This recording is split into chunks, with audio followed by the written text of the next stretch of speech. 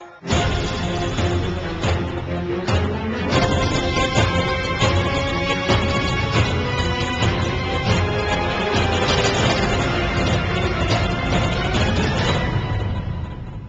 علیکم viewers, programme دیکھ رہے ہیں آپ براس ٹیکس اور میں ہوں آپ کی ہوسٹ معروف قریشی. ہمارے ساتھ موجود ہے ہمارے اینالسٹ جناب زید حامد صاحب. السلام علیکم سر. جیسا کہ آپ لوگوں کو پتا ہے کہ 23 مارچ کے حوالے سے ہم نے ایک خصوصی سیریز جو ہے وہ تشکیل دی ہے جس کی تھیم ہے پاکستان ایک عشق ایک جنون. براس ٹیکس کا معروف سلوگن جو اب تمام نوجوانوں کی زبان پہ ہے. اس حوالے سے ہم نے اپنے لاسٹ ایپیسوڈ میں بات کی، ہم لوگ موجود تھے گرینوچ یونیورسٹی میں، ہم نے بات کی پاکستان ریزولوشن کے حوالے سے. زید صاحب نے اپنے ویوز دیے. علامہ اقبال کے حوالے سے جو ہمارا سلسلہ شروع ہوا تھا اقبال پراسرار کا، اس کو بھی ہم نے تھوڑا سا سمرائز کیا. آج ہم موجود ہیں کراچی ہی میں زیبسٹ یونیورسٹی میں. ہمارے ساتھ اسٹوڈنٹس کی ایک بہت بڑی تعداد موجود ہے جو یقیناً زید صاحب کے ویوز جو ہے سننا اور جاننا چاہیں گے. گفتگو کا آغاز ہم کریں گے تھوڑا سا پچھلی ایپیسوڈ کو ہم زید صاحب سے چاہیں گے کہ وہ بریف کریں، اس کے بعد ہم یہاں سے آگے کنٹینیو کریں. میں بتاتی چلوں کہ یہاں پر ایک کوشچن آنسر سیشن جو ہے وہ بھی ہم سٹارٹ کریں گے 25-30 منٹس کے بعد. آلموسٹ جو ہے آپ جتنے چاہے سوالات جو ہے زید صاحب سے کر سکتے ہیں، بیکاز نارملی آپ سب پروگرام تو دیکھتے ہوں گے اور بہت سارے سوالات آپ کے ذہنوں میں آتے ہوں گے، اور آج آپ کو موقع مل رہا ہے کہ آج آپ زید صاحب سے کھل کر جو ہے اپنے دل کی بات کہیں اور ان کے دل کی بات سنیں. زید صاحب پلیز کنٹینیو. دیکھیے، جس طرح ابھی آپ کو بتایا کہ یہ ہماری ایک پیشن ہے، ایک پیار ہے، ایک عشق ہے. پاکستان ایک عشق ایک جنون کے نام سے یہ جو چند پروگراموں کی ایک سیریز، جس کا مقصد صرف آپ سے بات کرنا تھا، اپنے نوجوانوں سے، اپنے یوتھ سے. ہم نے پچھلا پروگرام جو کیا اس میں آپ لوگ نہیں بیٹھے ہوئے تھے، لیکن ہم چاہیں گے تھوڑا سا سمرائز کر دیں کہ اس پاکستان کی تاریخ، کہ جب سے اسلام ایک آئیڈیالوجی کی حیثیت سے اس دنیا میں آیا، جب ہمارے بزرگوں نے اس آئیڈیالوجی کو کہ جو اپنے دور کے لحاظ سے اتنی ریڈیکل، اتنی فیسنیٹنگ تھی کہ جو سنتا تھا ایک لمحے کے لیے تو سٹن ہو کے رہ جاتا تھا، چاہے دوست یا دشمن. صرف اس کلام کو سن کر لوگوں کے دلوں پہ جو تاثیر ہوتی تھی، revolution was in the hearts, minds and civil, وجود ہل کے رہ جاتے تھے. اسلام جب عربین پیننسولا سے باہر نکلا ہے تو اس نے پرشین اور رومن امپائر، دو بڑی بڑی گلوبل پاورز تھیں اپنے وقت کی، جو براہ راست اس کو کنفرنٹ کر رہی تھی. مگر اس سے پہلے بہت بڑی کانفرنٹیشن خود مکہ اور مدینہ کی ریاستوں کے درمیان بھی ہوئی ہے. The first Islamic ideological state Medina اور مکہ، جو کہ ایک مشرک ریاست تھی. And the confrontation started with ان. ایک دفعہ یہ ریزالو ہوئی تو اس کے بعد اسلام نے پھیل کر 70 سال کے عرصے میں اس آئیڈیالوجی نے چائنا سے لے کے ویسٹ افریقہ اور یورپین پیننسولا تک اپنے جھنڈے گاڑ دیے. جو تمام لوگ اس دور میں مسلمان ہوئے وہ آج بھی مسلمان ہیں. اس آئیڈیالوجی نے اس طرح ایبزارب کیا، اس طرح آئیڈیالوجی کو ایبزارب کیا گیا، اس طرح وہ اپنی مٹی میں جذب ہو گئی کہ چائنا سے سنکیانگ سے لے کر کاشغر اور چین کے وہ علاقے جو ایسٹرن ترکستان کہلاتے ہیں وہ آج بھی مسلمان ہیں. وہ صحابہ کے دور میں فتح ہوئے تھے. اور یورپین پیننسولا میں جہاں ہم اسپین میں داخل ہو گئے تھے، لیکن اسپین سے جب ہمارا زوال ہوتا ہے تو اس کے بعد کئی سو سال تک اسپین میں کوئی اذان نہیں دی گئی. مسلمانوں نے جو تہذیبیں اس وقت بنائی، ہماری تہذیبوں کا عالم یہ تھا کہ پوری دنیا میں science and technology, astronomy, physics, chemistry, mathematics اور دنیا کی کوئی انجینئرنگ، کوئی جدید سائنس جو آج آپ پڑھ رہے ہیں اس کی بنیاد اسی دور میں رکھی گئی. مسلمان سائنٹسٹ اس وقت 1000 سال پہلے پروگرامیبل کلاکس بنا رہے تھے. تمام اس وقت ایسٹرونومی میں جو ستاروں اور سیاروں کے نام رکھے گئے ہیں وہ مسلمانوں کے رکھے ہوئے ہیں. عربک نیومرلز ABCD 1 2 3 جس کو آپ پڑھتے ہیں وہ سب عربک نیومرلز ہیں جو مسلمانوں کے ایجاد کیے ہوئے ہیں. تو اس شاندار تہذیب جس نے دنیا پہ کئی صدیوں تک ایک ایسے روشنی کے مینار قائم کیے، ایسے عظیم الشان سائنسدان، حکمران، لیڈرز، ایسا عدل اور انصاف کے خلیفہ وقت اور بادشاہ وقت بھی عدالت میں کھڑا ہو کر اپنے لیے قاضیوں اور ججوں سے انصاف لیتا تھا اور ظلم نہیں کرتا تھا اپنے قوموں پہ. اور قاضی بھی ایسے کہ خلیفہ وقت کے خلاف فیصلہ دیتے. پھر جب مسلمانوں کا زوال شروع ہوتا ہے اور ہم 20ویں صدی کے آغاز تک پہنچتے ہیں تو حال یہ ہو چکا ہوتا ہے کہ خلافت عثمانیہ بھی ختم ہو چکی ہے مغل بھی ختم ہو چکے ہیں، اور پوری دنیا میں اتنا تاریک اندھیرا ہوتا ہے مسلمانوں کے لیے کہ سوائے مکہ اور مدینہ کے کوئی علاقہ ایسا نہیں ہوتا کہ جو آزاد رہ گیا ہو.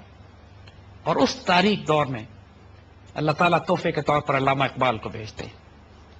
وہ علامہ اقبال جو ایک مردہ قوم میں ایسی روح پھونکتے ہیں، اس کو ایسے بیدار کرتے ہیں، اس کو ایسا زندہ کرتے ہیں کہ یہ قوم جو اپنے مستقبل سے تاریک مایوس ہو چکی تھی، جس کے آگے صرف تاریکی اور اندھیرا تھا، 20 سال کے عرصے میں ایک براعظم میں سے حصہ کاٹ کر اپنا ملک بنا لیتی ہے. 20 سال کے عرصے میں ایک براعظم میں سے حصہ کاٹ کر اپنا ملک بنا لیتی ہے. یہ فیصلہ 23 مارچ 1940 کو جب کیا گیا تھا تو یہ فیصلہ نہیں تھا. اب ہمیں یہ بات معلوم ہے کہ اللہ تعالیٰ نے اس فیصلے پر اپنی مہر لگائی تھی. اس دن اللہ کے بندوں نے اللہ کو یہ بتایا تھا کہ آج ہماری رضا یہ ہے، we want to create a ہوم لینڈ.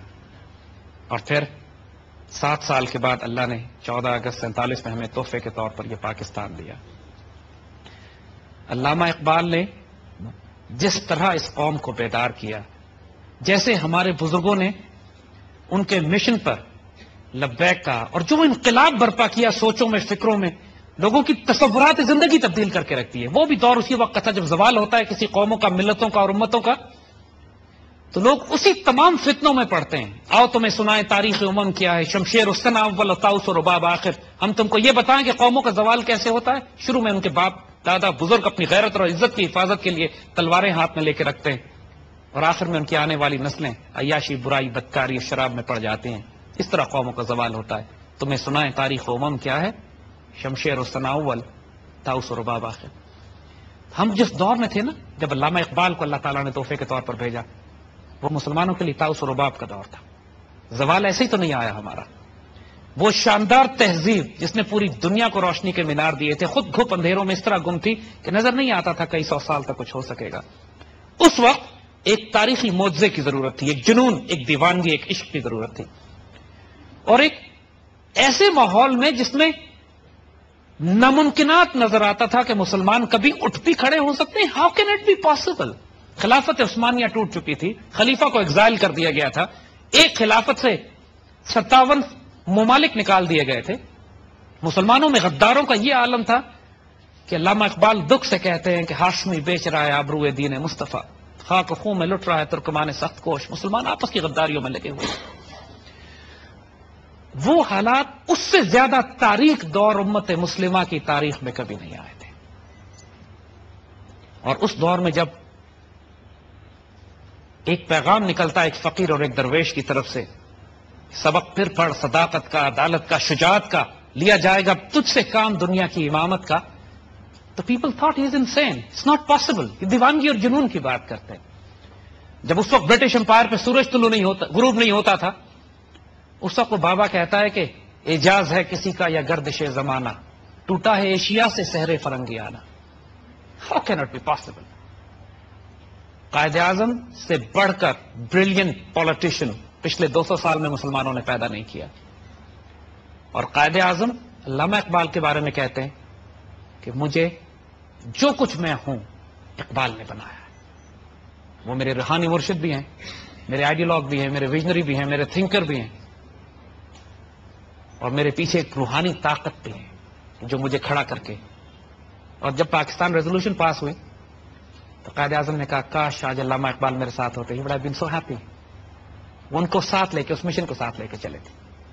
دیکھیں یہ ایک رومانٹسزم تھا، یہ ایک عشق تھا، ایک جنون تھا کہ جس نے ایک مردہ قوم کو اس طرح بیدار کیا. کوئی وائلنس نہیں اس میں، کوئی فساد نہیں، کوئی انارکی نہیں، کوئی کیوس نہیں. پورا پاکستان بنایا آپ جیسے بچوں نے تھا. علی گڑھ موومنٹ کے لڑکے تھے، یہ بچے تھے جو پوری دنیا میں، پورے ہندوستان میں پھیل گئے جا کے. وہ سب اس وقت کے لحاظ سے ویسٹرن ایجوکیٹڈ، وہ بچے کہ جن کو مغرب یہ سمجھتا تھا کہ یہ مغربی تعلیم کے بعد یہ بچے جب دنیا میں جائیں گے تو ہمارے غلاموں کے طور پر کام کریں گے.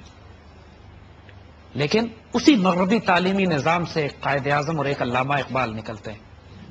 اسی تعلیمی نظام سے وہ تمام نوجوانوں کی ایک کھیپ نکلتی ہے کہ کہ جن کو بقول اقبال یہ یقین کرا دیا جاتا ہے کہ جب تم اپنے اللہ سے ایک تعلق قائم کرتے ہو، جب تم اپنے اسلاف کی اس میراث کو اپنے ہاتھ میں اٹھاتے ہو جو تمہارے بزرگوں نے اس سے پہلے بڑی بڑی سلطنتوں کو لٹ کے رکھ دیا تھا، جن کے لیے ناممکن کا لفظ نہیں تھا، جب تم ان کی اولادوں میں سے ہو تو اب تمہارے لیے بھی ناممکن کا کوئی لفظ نہیں ہے.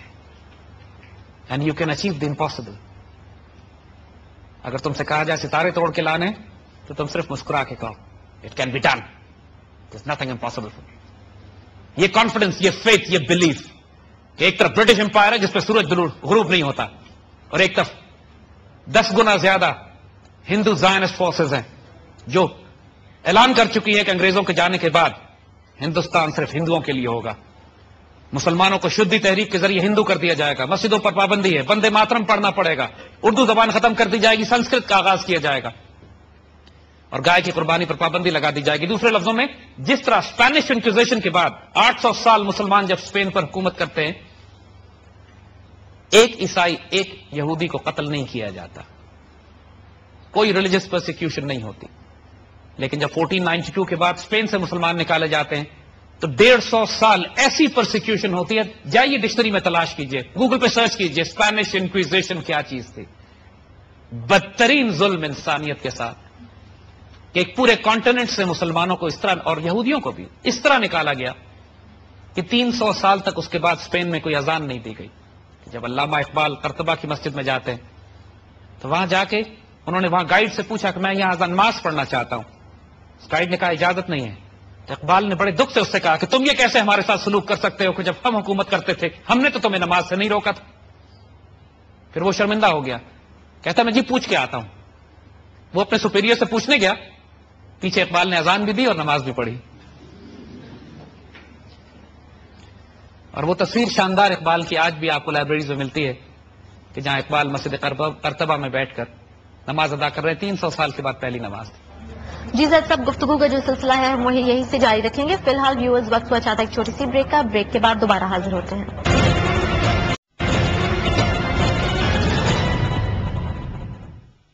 Welcome back viewers, you watching Brass Tacks. ہمارے ساتھ موجود ہے ہمارے اینالسٹ جناب زید حامد صاحب جو کہ گفتگو کر رہے ہیں پاکستان ریزولوشن ڈے کے حوالے سے اور اقبال پر اسٹار کے حوالے سے، اور مزید یہاں پہ جتنے بھی اسٹوڈنٹس بیٹھے ہیں ان کے سوالات جوابات بھی ہم یہاں سے لیں گے. زید صاحب پلیز کنٹینیو کیجیے. اقبال،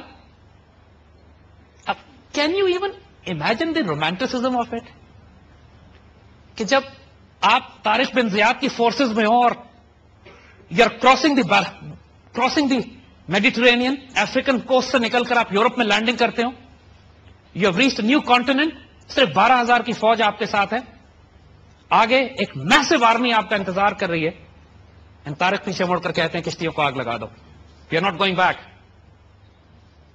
یہ نارمل لوگ نہیں تھے. Can you even begin to imagine کہ جب خالد بن ولید رومنز کے ساتھ مقابلے کے لیے نکلتے ہیں تو ایک آرمی ان کے سامنے ایسی ہوتی ہے جس میں 60,000 رومنز ہوتے ہیں. ان سے خالد بن ولید ایک بیٹل پلان بناتے ہیں کہ کل میں صرف 30 آدمیوں کے ساتھ ان پر اٹیک کروں گا and I will stop their advance. تو جو اس وقت کے گریٹسٹ مسلم جنرلز تھے اور چھوٹے لوگ نہیں تھے، ابو عبیدہ ابن جراح، زرار، سعد بن ابی وقاص، عمر بن عاص، خالد بن ولید، جو وار کونسل سیدنا خالد سے کہتی ہے Khalid your battle plan is not correct. 30 آدمیوں کے ساتھ 60,000 ناٹ پاسبل، تھوڑا سا اپنے پلان کو بہتر کریں. خالد کہتے ہیں alright you give me a suggestion.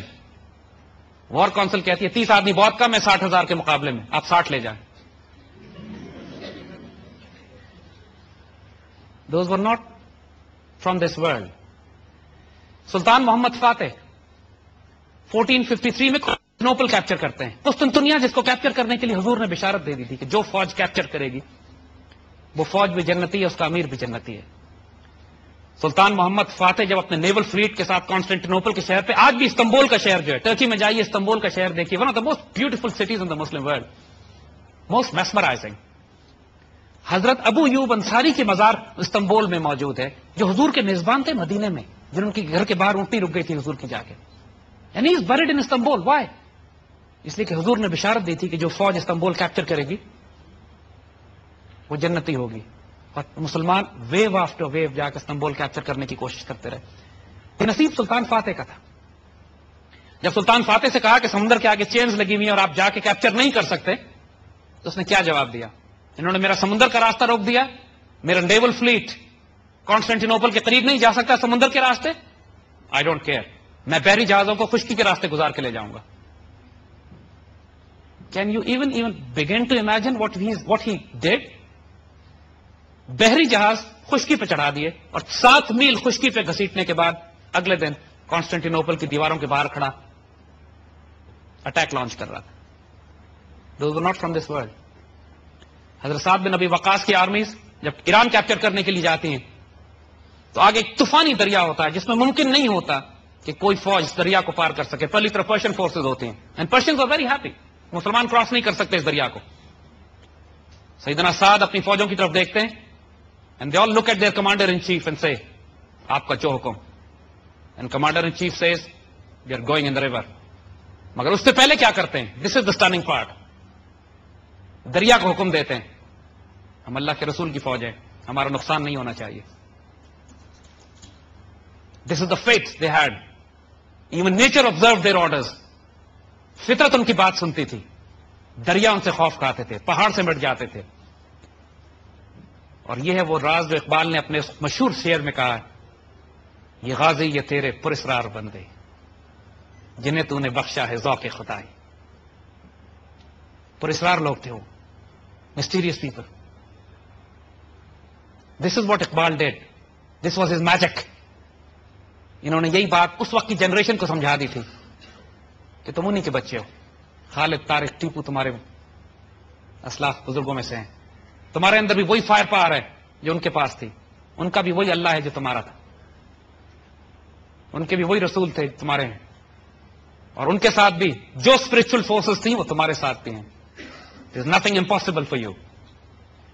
یہ غازی یہ تیرے پراسرار بندے جنہیں تو نے بخشا ہے ذوق خدائی. اور آج ہم آپ کو یہ بتاتے ہیں وہی فورسز آپ میں بھی ہیں. وہی اسپرچل فورسز، وہی اسٹرینتھ، وہی ٹریڈیشن، وہی آنر، وہی ڈگنیٹی سب آپ کے پاس بھی ہے. Use for the taking. کون ہمت کرتا؟ صرف جب قوم کو یہ بتا دیا جائے کہ یہ فورسز تمہارے ساتھ ہیں then there is nothing impossible. اسی بات نے دنیا کے ہسٹورک پرسپیکٹو میں ایک میریکل ہے پاکستان کا بن جانا، قائم ہو جانا. It was not possible that Pakistan would be created. There were no military forces we had, no economy, nothing. ایک عشق، ایک جنون، ایک دیوانگی، ایک belief. It has to be done, it can be done, must be done. ورنہ ہندوستان سے مسلمانوں کا وجود مٹا دیا جاتا جس طرح اندلوسیہ سے مٹا دیا گیا تھا. آج جو لوگ کہتے ہیں پاکستان غلط بن گیا، نہیں بننا چاہیے تھا، ہم ساتھ رہتے مل کے ایک بڑا ملک بن جاتا. پاکستان کو بننے کی کیا ضرورت تھی؟ They are either fools or traitors. ہاں ٹھیک ہے، آج انڈینز ہم سے کہتے ہیں کہ دوبارہ مل جانا چاہیے، بڑا ملک بن جانا چاہیے، اتحاد ہوگا، محبت ہوگی. ٹھیک ہے، وی ایگری، بڑا ملک بن جانا چاہیے. صرف ایک شرط ہماری ہے، جو بڑا ملک بنے گا اس کا نام پاکستان رکھا جائے گا.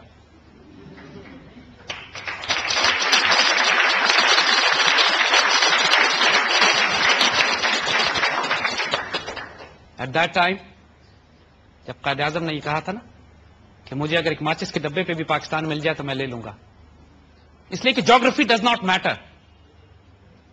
What matters is the ideology. Quaid Azam نے یہ بھی کہا تھا کہ پاکستان اس وقت بن گیا تھا جب ہندوستان میں پہلا ہندو مسلمان ہوا تھا.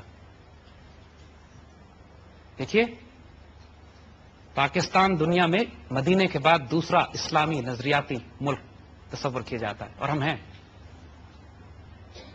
جب پاکستان کا قیام وجود میں آیا تو یہ 1400 سال کے بعد مدینے کی سنت ریوائیو ہوئی تھی. اور پاکستان کا بن جانا بھی قدرت اور فطرت کے بڑے رازوں میں سے ایک راز ہے. ایک مقصد ہے اس کو بنانے کا. علامہ اقبال کا اردو اور فارسی میں شاعری کرنا بھی رازوں میں سے ایک راز ہے کہ اللہ تعالیٰ نے اب سبق پھر پر صداقت کا، شجاعت کا، عدالت کا، اور لیا جائے گا کام تجھ سے دنیا کی امامت کا. یہ نصیب آپ لوگوں کا رکھا ہوا ہے. جسٹ ہیو دس فیتھ کٹس فار یو. اس کو ضائع نہیں کیجیے گا. اس پاکستان سے کبھی اس کے بارے میں کبھی شک نہیں کیجیے گا. Never doubt this country. آج کے دور میں یہ فیصلہ کرنا کہ اللہ کس کو عزت دے گا اور کس کو ذلت دے گا وہ اس بات پر منحصر ہے کہ کون پاکستان کو عزت دے گا اور کون پاکستان سے خیانت کرے گا. So don't be on the wrong side of history because some destinies are written. Some destinies you have to create yourself. جب خدا بندے سے خود پوچھے گا بتا تیری رضا کیا, what do you want؟ جیسے ہمارے بزرگوں نے 23 مارچ 1940 کو اللہ کو بتا دیا تھا, we have all collectively decided کہ ہم پاکستان بنانے جا رہے ہیں. اللہ کے آگے جب وہ فائل گئی پاکستان ریزولوشن کی, he smiled and stamped and we made Pakistan in 7 years. Let's join hands together. اس پاکستان کی تقدیر کو بھی ہم نے آسمانوں پر لے کے جانا ہے. اتنا شاندار پوٹینشل ہے اس پاکستان کا. 1948 میں اسرائیلی ڈیوڈ بن گوریان نے کہا تھا, یہ اسرائیل کا فاؤنڈنگ فادر, کیونکہ اسرائیل بھی اپنے آپ کو نظریاتی ریاست کہتا ہے. اس نے اپنی قوم کو نصیحت کی تھی, عربوں سے ہمیں کوئی خطرہ نہیں ہے, ہمیں خطرہ پاکستانیوں سے. Never take Pakistanis casually.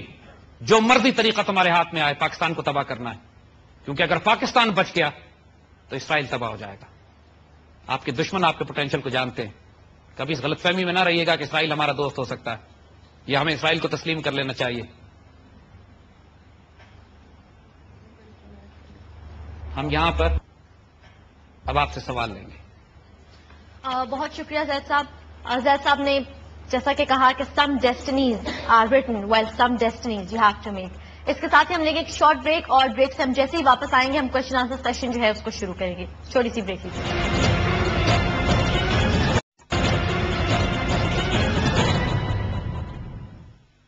Welcome back viewers, you watching programme Brass Tacks اور میں ہوں آپ کی ہوسٹ معروف قریشی. بریک پہ جانے سے پہلے زید صاحب نے اپنی بریف ڈسکشن جو ہے وہ تھوڑی سی انہوں نے کر دی ہے. اب باری ہے کہ ہم یہ جو ہمارے آڈینس پریزنٹ ہے, جتنی بھی ہماری نوجوان نسل اس وقت ہمارے ساتھ موجود ہے, ان کی جانب سے ہم سوالات لیں گے زید صاحب کے لیے. جی پلیز. جتنی اسٹڈیز کی ہیں اپنی, اس میں ہم لوگوں کو یہی بتایا جاتا ہے 1940 سے 1947 تک پاکستان 7 سال میں بن گیا. یہ بہت بڑی ایک اچیومنٹ ہے, اور علامہ اقبال صاحب کا بہت بڑا کنٹریبیوشن ہے پاکستان بنانے میں. مجھے صرف یہ ابھی تک ایک سوال میرے ذہن میں گھومتا رہا ہے کہ وہ کیا چیز تھی جس نے 7 سال کے مختصر عرصے میں تو پاکستان بنا دیا, لیکن پاکستان بننے کے 1 2 3 سال بعد ہم میں وہ چیز اتنی زیادہ کم ہو گئی کہ تقریباً ختم ہو گئی کہ پاکستان کا جس نظریاتی ملک کی ہم نے بات کی تھی, جس نظریاتی ملک کی اقبال کی سوچ تھی جو نظر, وہ ہم پاکستان کو نہیں بنا سکے. آپ کا یہ سوال ہے. Thank you very much. Very interesting question دو. بیٹا بہت لاجیکل سوال ہے آپ کا کہ جس عشق اور جس جنون کے ساتھ ہم نے پاکستان بنایا, 40 لاکھ مسلمانوں نے اپنا خون دیا, ہماری 2.5 لاکھ بہنیں بیٹیاں پیچھے چھوڑ آئے ہم, اس کے بعد کیا ہو گیا؟ دیکھیے یہ بڑی تکلیف دہ ایسپیکٹس ہیں. قوموں کو قیادتیں روز نہیں ملتی ہیں, اور ایک قیادت تیار کرنا بھی کئی نسلوں کا کام ہو جاتا ہے. علامہ اقبال ایک تحفے کے طور پر بھیجے گئے, اور علامہ اقبال نے اس پورے ہندوستان سے ایک وجود تیار کیا, قائد اعظم. قائد اعظم بھی 1931 میں تھک کے چلے گئے تھے کہ اب کچھ نہیں ہو سکتا. 31 میں every thing was so black so dark. علامہ اقبال صرف مسکرائے ان کے پیچھے, یار جو تقدیر لکھی ہوئی ہے تم کہاں بھاگے جا رہے ہو. گول میں اس کانفرنس میں لندن گئے, جناح کو واپس لائے, اور جناح کو محمد بن اور جناح کو قائد اعظم بنا دیا. اور پھر 1935 کے جب الیکشنز ہوئے تو اس میں مسلم لیگ واز راؤٹ, ختم ہو کے رہ گئی 35 کے الیکشنز میں. لیکن 35 سے 39 کے درمیان جب کانگریس کی حکومت بنی, اور جس میں وہ ظلم ہوئے جو آپ کو ہم بتا چکے ہیں ابھی, تو 1939 تک مسلمانوں کے ہوش اڑ گئے, ہوش و حواس لٹرلی ٹھکانے آ گئے کہ اگر کانگریس کی حکومت میں یہ حال ہے کہ جب انگریز موجود ہیں, تو جب پیور کانگریس حکومت ہوگی اور انگریز چلے جائیں گے تو پھر ہمارا کیا حشر ہوگا. تو 1939 میں جب ان کی حکومت تباہ ہوتی ہے تو قائد اعظم نے حکم دیا کہ ڈے آف ڈیلیورنس منایا جائے, یوم نجات, کہ شکر دفع ہوئے یہ سارے. لیکن اس کے بعد پینک تھا مسلمانوں میں, اور یہ پینک اللہ نے وہی بات جو تقدیریں لکھی جاتی ہیں پھر اللہ اس کے لیے ماحول تیار کرتا ہے. تقدیر یہ اللہ نے لکھ دی تھی کہ پاکستان نے بننا ہے. علامہ اقبال 38 میں انتقال کر چکے تھے, لیکن جاتے جاتے خوشخبری دے گئے تھے کہ جو خواب میں نے دیکھا ہے وہ ہو کے رہے گا. ایک بڑا خوبصورت شعر ان کا کہ عشق کو فریاد واجب تھی سو وہ ہو چکی, اب دل تھام کے فریاد کی تعبیر دیکھ. آنے والے دور کی بشارت دے گئے تھے کہ پاکستان بننے والا ہے. قائد اعظم کے بعد قائد اعظم کے لیے کام آسان ہو گیا تھا 40 کے بعد, کیونکہ کانگریس کی حکومت مسلمان دیکھ چکے تھے. قائد اعظم کی اپنی صحت بہت زیادہ خراب ہو رہی تھی تیزی سے. بڑی مشکل سے آپ سروائیو کر کے آپ نے پریکٹیکلی پاکستان حاصل کیا. اپنے ڈاکٹر سے کہہ دیا تھا کہ کسی کو بتانا نہیں کہ میری طبیعت اتنی خراب ہے کہ میں زیادہ زندہ نہیں رہوں گا, کیونکہ اگر یہ بات لیک کر جاتی تو انڈینز ڈیلے کر ہندو ڈیلے کر دیتے, انگریز ڈیلے کر دیتے, پاکستان کبھی نہ بنتا. اسی لیے قائد اعظم ڈیسپریٹ تھے کہ ایک ماچس کی ڈبیا بھی مل جائے تو میں لے لوں گا, تو بعد میں پھیلا لیں گے اس کو. قائد اعظم کے انتقال کے بعد ہمارے پاس لیڈرشپ نہیں تھی. کیوں؟ کہ جو مسلمانوں کی اشرافیہ تھی, جو مسلمانوں کی ایلیٹ تھی, پڑھے لکھے مسلمان تھے جنہوں نے پاکستان بنانے کے لیے اپنا سب کچھ قربان کر دیا تھا, وہ جب ہندوستان سے مائگریٹ کر کے آئے بہت بڑی تعداد تو ماری گئی راستے میں. جب کسی بھی معاشرے کی ایلیٹ پڑھے لکھا طبقہ مارا چلا جائے تو وہاں ایک ویکیوم ہو جاتا ہے. اور جو ٹوٹے ٹوٹے پہنچے پاکستان, وہ اس قابل نہیں تھے کہ ایک آئیڈیولوجیکل نظریاتی طور پر وہ کوئی رومانٹک آئیڈیلز کے ساتھ گائیڈنس دے سکیں. وہ ڈے ٹو ڈے سروائیول میں پھنسے ہوئے تھے. ملک کا حال یہ تھا کہ ماچس کی ڈبیوں پہ, سگریٹ کی پنیوں پہ سرکاری خطوط لکھے جاتے تھے. کریٹ لکڑی کے سجا کے ان لکڑی کے کریٹوں پہ سرکاری دفتر چلتے تھے. ٹینٹ بنے تھے ہمارے, جن ٹینٹوں میں سرکاری دفتر اور کام ہوتا تھا. 40-50 لاکھ ریفیوجیز آ گئے تھے. ڈیفنس نہیں تھا. اس ملک کے بارے میں رائے دنیا کی یہ تھی کہ 3 مہینے 6 مہینے سے زیادہ نہیں چلے گا. اس ڈیسپریٹ سچویشن میں ہمارے جو ایلڈرز تھے وہ صرف ڈیلی ایڈمنسٹریشن میں لگ گئے. گو کہ کچھ ہمارے اسکالرز نے کوشش کی کہ وہ آئیڈیولوجیکل ڈائریکشن ٹھیک رہے. جب آبجیکٹو ریزولوشن پاس کیا گیا اور یہ کہا گیا کہ اس ملک میں جو بھی نظام قائم ہوگا وہ قرآن و سنت کے مطابق قائم کیا جائے گا, لیکن پھر وہی بات کہ جو لوگ اوپر آئے, جن کے ہاتھ میں اختیار اور طاقت تھی, وہ نظریاتی لوگ نہیں تھے. ان کے ہاتھ میں اختیار اور اقتدار آ گیا. جب آئیڈیالوجی کمزور ہوتی ہے تو قوموں کا زوال ہوتا ہے. جغرافیہ کی کمی بیشی سے کوئی فرق نہیں پڑتا. جب پاکستان نہیں بنا تھا اس وقت بھی ہم ایک قوم تھے. 2 نیشن تھیوری پہ پاکستان بنا ہے نا. لیکن جب پاکستان بن گیا اور ہماری وہ آئیڈیالوجی کمزور ہو گئی, چونکہ ہمارے بڑے اور ایلڈرز مصروف ہو گئے ایڈمنسٹریشن میں, اور وہ رومانٹک آئیڈیل جس پہ ہم نے پاکستان بنایا تھا وہ کمزور ہو گیا. پھر ہمیں 71 کی مار پڑی. بڑی سخت تکلیف سے چوٹ تھی ہمارے لیے. لیکن 71 سے لے کر آج تک ہماری جیوگرافی اپنی جگہ پر ہے, اور اللہ کے فضل سے اس جیوگرافی کو اب چھوٹا نہیں ہونا, یہ بڑھے گی. فکر نہ کرو, کوئی پاکستان نہیں ٹوٹ رہا. اللہ کا احسان ہے. پرابلمز ہیں, مشکلیں ہیں, اور ان ساروں کا علاج ایک ہی ہے کہ اپنی آئیڈیالوجی کو ریوائیو کرو. اللہ سے وہ اپنے کیے ہوئے وعدے جو تھے, جو ہمارے بڑوں نے کیے تھے. آپ لوگوں کو پاکستان بنانے کی تکلیف نہیں اٹھانی پڑی ہے. آپ لوگوں کو ہجرت نہیں کرنی پڑی. آپ لوگ بھوکے نہیں سوتے. آپ لوگ ٹینٹوں میں نہیں رہے ہو. آپ لوگوں نے قربانیاں اور سیکریفائسز نہیں دیکھی ہیں ابھی تک. مگر یہ آپ کی ذمہ داری ہے اب کہ اس وقت کو, اس رحمتوں اور نعمتوں کو, اس آزادی کو جو اللہ نے آپ کو دیا ہے, اس جھنڈے کو نیچے نہیں گرنے دینا. اس کو اٹھانا آپ پر واجب ہے, ورنہ بہت بڑی خیانت کرو گے اس امت کے ساتھ. کیونکہ اللہ اس کے رسول کی نظر پاکستان پر ہے, اور پاکستان کی نگاہ آپ لوگوں پر ہے. اپنی ذمہ داریوں کو سمجھنا. اللہ نے آپ کے پیٹ بھرے, آپ کو عزت اور آبرو دی ہے, بھوکے نہیں سوتے ہو, گھروں پہ چھتیں ہیں, ماشاءاللہ دنیا جہان کی عافیت ہے. آپ اس ملک کے اشرافیہ میں سے ہو, ایلیٹ. یہ آپ کی ذمہ داری ہے کہ آپ اس ملک کو آگے لے کے چلو. وقت ضائع ہوا ہے, کوئی بات نہیں, ہم روئیں گے نہیں, but we'll make this flag, we'll raise this flag once again higher and higher انشاءاللہ, and so it is destined, just be part of it. Question answer کا سیشن جو ہے وہ ہم جاری رکھیں گے, لیکن فی الحال وقت ہوا چاہتا ہے ایک چھوٹی سی بریک کا. بریک کے بعد جیسے ہی دوبارہ حاضر ہوتے ہیں ہم یہیں سے اپنے سلسلے کا آغاز کریں گے.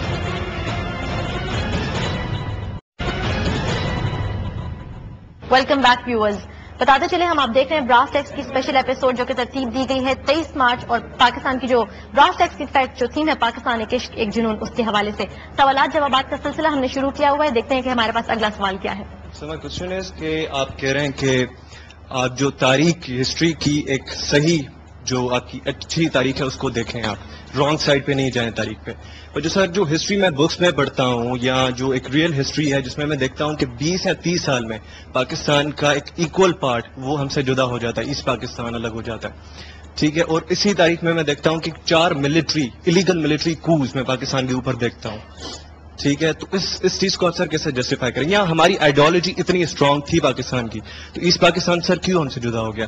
اور دوسری بات آپ نے کہا کہ جو کانکویسٹ کی تھی مسلمانوں نے, آپ کی یورپین پینسولا پہ گئے تھے, اسپین پہ گئے تھے, اس پہ گئے تھے, اور سر جو بڑی سویلائزیشنس ہیں, European civilisation like England, like France, Germany, اس کی طرف مسلمانوں نے کیوں نہیں دیکھا؟ اور سر تیسرا کوشچن یہ کہ ایک انتھوزیازم میں فیل کر رہا ہوں, ٹھیک ہے, ایک عشق ہے پاکستان, ایک جنون ہے, ٹھیک ہے, پر for instance I am a Hindu, for instance I am Christian, but I am a Pakistani, تو میں ان اسلام کی باتوں سے سر میں کیسے وہ انسپائر ہوں گا؟ بیٹا پاکستان نہ تو ڈکٹیٹرشپ کے لیے بنایا تھا ہم نے, اور نہ ہی ڈیموکریسی کے لیے بنایا تھا. جب پاکستان ہم نے بنایا تھا نا, تو علامہ اقبال کے آئیڈیلز پہ بنایا تھا. یہ جو آج آپ کو سیاستدان سکھاتے ہیں کہ جمہوریت اس ملک کا علاج ہے, جھوٹ بولتے ہیں.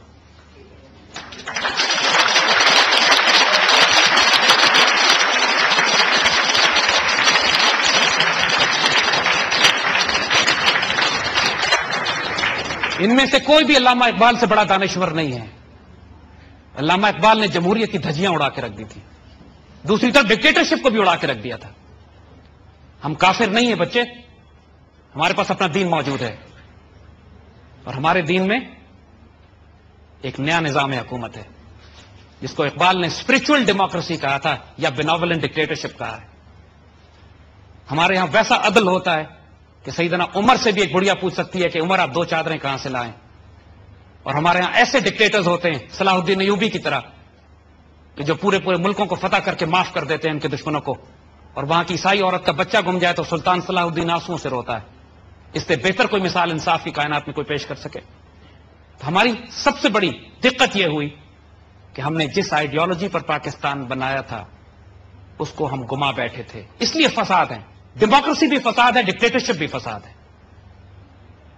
قائد اعظم نے جب آخری تقریر کی ہے کراچی میں اسٹیٹ بینک کے افتتاح کے موقع کے اوپر, قائد اعظم نے کہا, جن کو دنیا سیکولر کہتی ہے, قائد اعظم نے کہا ہے کہ مغرب کا اکنامک ماڈل جس کی بنیاد بینکنگ سسٹم کے اوپر ہے, اس نے دنیا کو تباہی کے دہانے پر کھڑا کر دیا, دنیا کو تباہ برباد کر کے رکھ دیا, اور اس دنیا کی فلاح اس میں ہے کہ اسلام کے معاشی نظام کی طرف جائے, ورنہ انسانیت تباہ ہو کے رہ جائے گی.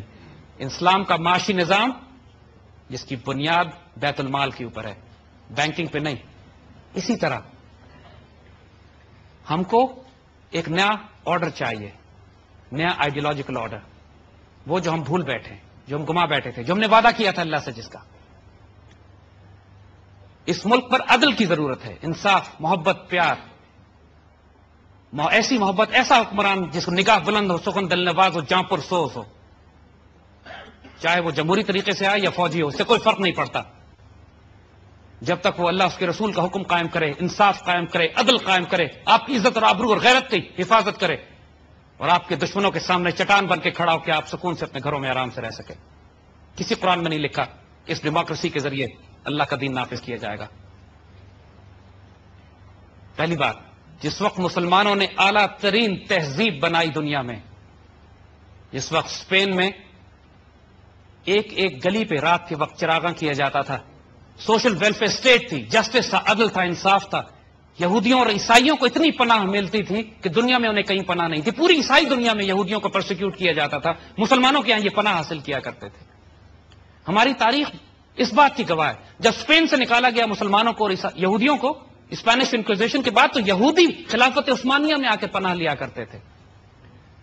اور دوسری بات, وہ تمام ٹیکنالوجی اور سائنسز جو ہمارے پاس تھی وہ تو یورپ آیا کرتا تھا, مڈل ایسٹ میں, بغداد میں, دمشق میں اور اندلسیہ میں پڑھنے کے لیے.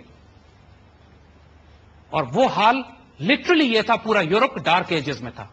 وہاں پلیگ کی وجہ سے, غلاظت کی وجہ سے, لنڈن اور پیرس اور فرانس میں آپ گاڑی گلیوں میں گدھا گاڑی, گھوڑا گاڑی نہیں چلا سکتے تھے, انسانوں کو زندہ جلاتے تھے وہ جادوگر ڈکلیئر کر کے.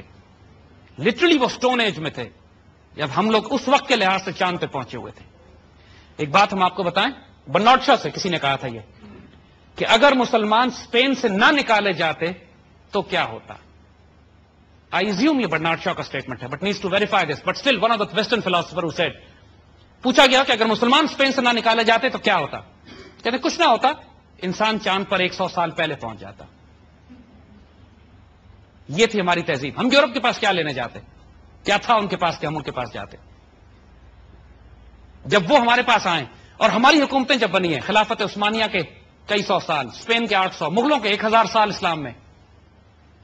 आप ये देख लीजिए कि हमारा रवैया अपनी अकलियतों के साथ क्या रहा है। एक भी हिंदू मुस्लिम फसाद तलवार के जोर पे किसी एक हिंदू को कभी तारीख में प्रोसिक्यूट करके मुसलमान किया गया हो।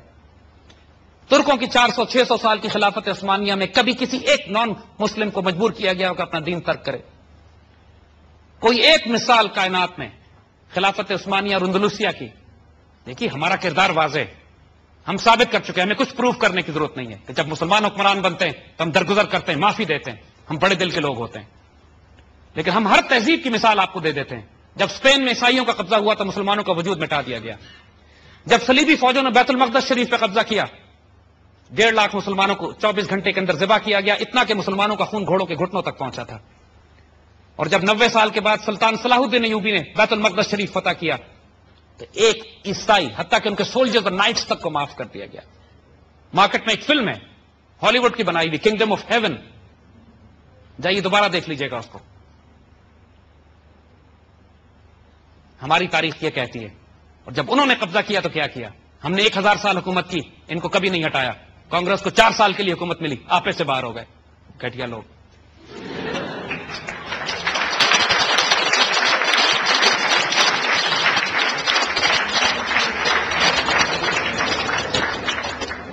And sir, coming to the third question that he asked, basically, कि if you're not Muslim, आप क्या इंस्पिरेशन होनी चाहिए पाकिस्तान को आगे लेके जाने के लिए? फिर बेटा, उस सवाल का जवाब हम दे चुके हैं आपको। इस मुल्क में पूरी टॉलरेंस और मोहब्बत और प्यार और आजादी है। आप ईसाई हो, आप हिंदू हो, आप यहूदी हो, जो मर्जी हो, अगर आप पाकिस्तान की रियासत के साथ खयानत नहीं कर रहे हैं, आप हमारे भाई हैं, इस मुल्क में रहेंगे। क्या हमारे बुजुर्गों ने पहले ये मिसालें नहीं दी? ये क्यों सोचा जाता है कि शरीयत और इस्लाम का मकसद ये होगा कि यहां पर तमाम गैर मुस्लिमों को ज़िबा कर दिया जाएगा? We have never done this. This will never happen in future. Islamic state एक अदल, मोहब्बत और प्यार की रियासत होती है। अगेन वही बात, हमें साबित करने की जरूरत नहीं है, हमारी 1400 साल की तारीख गवाह इस बात पर। क्वेश्चन आंसर का सेशन जो है वो हम जारी रखेंगे, लेकिन फिलहाल वक्त हुआ चाहता है एक छोटी सी ब्रेक का। ब्रेक के बाद जैसे ही दोबारा हाजिर होते हैं, हम यहीं से अपने सिलसिले का आगाज करेंगे। Next question ji, somebody from here probably, yes please. The question is that you said that Pakistan was made on the ideology of Medina when that was the state. But where did that ideology go wrong? Are we lacking an ideology when you said that we need a new ideology, but we already have an ideology that was given to us by Iqbal. So what are we lacking in? Are we lacking in leadership or commitment to that ideology? What's lacking? When I said new ideology, उससे हमारी मुराद थी जो आज ideology मुल्क में मुसल्लत है, इसको तब्दील करना है और उस आइडियोलॉजी को हमने दोबारा रिवाइव करना है जो अल्लामा इकबाल की थी। हमारी जो कमजोरी और कोताही हुई है, आइडियोलॉजी ऑफ पाकिस्तान आज भी वही है। हमारी कोताही है कि हमारे लीडर्स ना निगाह बुलंद है, ना सुखन दल नवाज, ना जहां पुरसोज। That's where the crisis is. कौमें अपने लीडर्स, अपनी क़यादत से बनती हैं। एक कायद आज़म चाहिए, लेकिन उस कायद आज़म के लिए एक अल्लामा इकबाल चाहिए। और उस एक अल्लामा इकबाल के लिए, क्योंकि इकबाल का मिशन और मैसेज अगले कई सौ साल तक वैलिड है, जारी है, तो सिर्फ उस मैसेज को रिवाइव करना है। And this is what our mission is. Pakistan एक इश्क, एक जुनून के तहत जो हम जिस पैगाम को लेकर उठे हैं, वो कोई नया नहीं है। वही इश्क और जुनून का पैगाम है जिसने हमारे बुजुर्गों को दीवाना कर दिया था, इस हद तक एनर्जाइज कर दिया था कि उन्होंने एक बर्रे-आज़म में से हिस्सा निकाल लिया। Somebody from the front rows probably.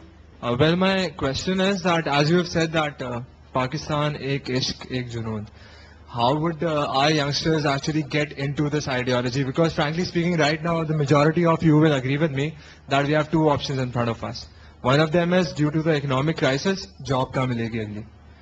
और दूसरा सवाल है, if you want to bring a revolution, you have three oppositions, three huge oppositions. The already installed politicians, which we have in Pakistan, the feudals, and then the religious leaders. The fundamentalism, मैं नहीं कहूँगा क्योंकि fundamentalism basically is a very misinterpreted term. I mean, frankly, उसका असल मकसद है, मतलब भी है, वो आपको पता होगा. That's probably the right way. But how can you actually motivate people कि इन दोनों ऑप्शंस में से आप तीन बड़ी ऑपोजिशंस को लोगे या फिर आप अपनी जॉब ढूंढोगे जाके, जहां पे आपके पास घर पे खाने को नहीं है?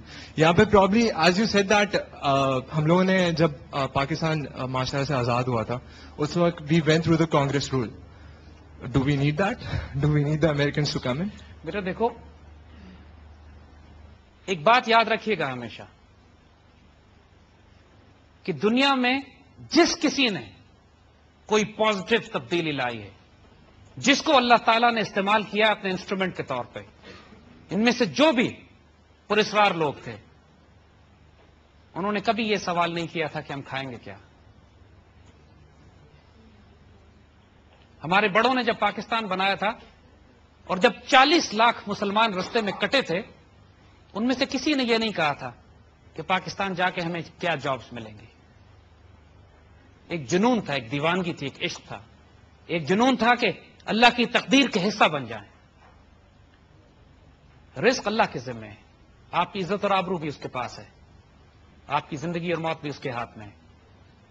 यही तो पैगाम आपको सिखाना है बच्चों। ए तारे लाहूती, उस रिस्क से मौत अच्छी जिस रिस्क से आती हो परवाज में कोताही। तारे लाहूती का मतलब है कि आप लोग एक स्पिरिचुअल सुपरनैचुरल डायमेंशन के बर्ड्स हो, ऐसे परिंदे हो कि जो जिब्रील और मीकाइल और मलाइका के साथ परवाज करते हो। अपने आप को कमजोर नहीं समझना। एक चिड़िया जो सुबह घर से निकलती है, वो उसकी कोई जॉब नहीं होती, फिर भी खाना भर के घर में आती है वो। अल्लाह आपको भूखा नहीं रखेगा। आप अल्लाह के दीन के लिए, इस पाकिस्तान के लिए अपना सब कुछ कुर्बान कर दो। अगर कोई नुकसान उठाना भी पड़ा तो क्या फर्क पड़ता है। हर चीज प्रॉफिट एंड लॉस की कैलकुलेशन में तो नहीं होती। इकबाल ने जो बड़ा खूबसूरत इस पे शेर कहा है कि बरतर अंदेश है सूदो ज़िया है जिंदगी, है कभी जां और कभी तस्लीम जां है जिंदगी। जिंदगी की हकीकत प्रॉफिट एंड लॉस कैलकुलेशन से बहुत ज्यादा होती है। ये कोई बिजनेस ट्रांजैक्शन नहीं होती। कभी जिंदा रहना पड़ता है अल्लाह के दीन के लिए, कभी अपने आप को कुर्बान करना पड़ता है। तेरे आजाद बंदों की, याद रखिएगा, अगर आजादी चाहते हैं और आजादी कायम रखना चाहते हैं, तेरे आजाद बंदों की न ये दुनिया न वो दुनिया, यहां मरने की पाबंदी, वहां जीने की पाबंदी। अल्लाह के आजाद बंदे शेरों दिलेरों की तरह रहते हैं और शेरों दिलेरों की तरह जान देते हैं। वो ये नहीं सोचते कि हमारी जॉब का क्या होगा।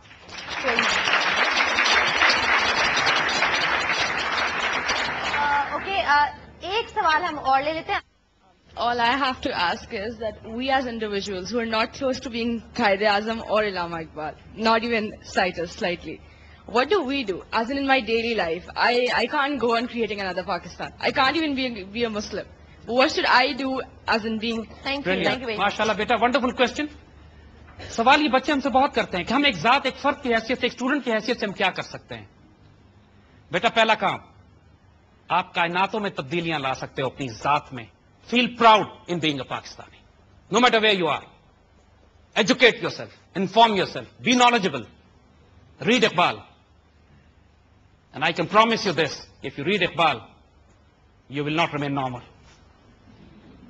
वो जो इश्क, वो जुनून, वो दीवानगी, वो पागलपन जो आप में पैदा होगा, फिर वो आपको खुद गाइड करेगा कि आपने अब दुनिया में क्या करना है। अपने आप को कभी कमजोर और कमतर नहीं समझना। शाहीन है आप लोग और शेरों दिलेरों चीतों की ताकत आपके वजूद में। टीपू सुल्तान को याद रखिएगा, यानी सेड, एक गीदड़ की 100 साल की जिंदगी से शेर की एक दिन की जिंदगी बेहतर है। A day like a lion and tiger and like a Muslim child is worth 1,000 years of kufr. May Allah be with you. Jazakallah khair.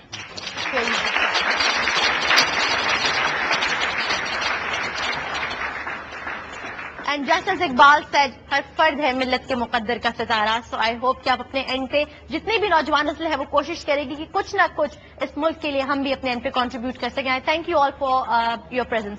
Viewers, इसके साथ ही हमारे आज के प्रोग्राम का वक्त जो है वो खत्म हुआ चाहता है। आई होप कि आप लोगों ने ब्रास टैक्स की इस एपिसोड को हमारी तमाम एपिसोड्स की तरह काफी गौर व फिक्र से सुना होगा। ब्रास टैक्स का ये सिलसिला अभी जारी है, जिसमें हम मजीद यूनिवर्सिटीज का विजिट करेंगे। Since we have phloem all the way from Islamabad to Karachi, हम देखेंगे कि यहाँ पर नौजवान नस्ल जैद साहब से क्या सवाल करना चाहती है। किसी अगले एपिसोड में दोबारा हाजिर होंगे आपके सामने ब्रास टैक्स की पाकिस्तान एक जुनून की 3rd एपिसोड के साथ। तब तक के लिए इजाजत दीजिएगा। अल्लाह हाफिज।